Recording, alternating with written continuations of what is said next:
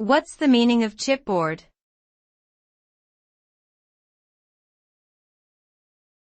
Chipboard.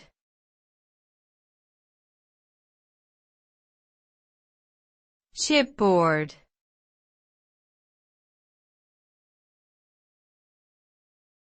Chipboard.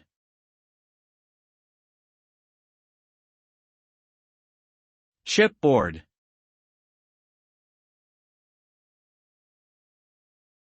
Chipboard is a type of engineered wood product made from wood chips, sawmill shavings, and sawdust.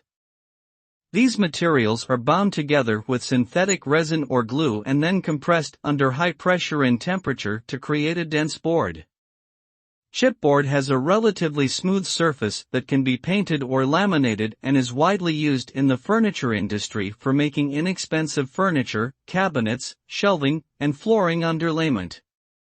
It is also used in the packaging industry for making boxes, cartons, and displays due to its strength and durability.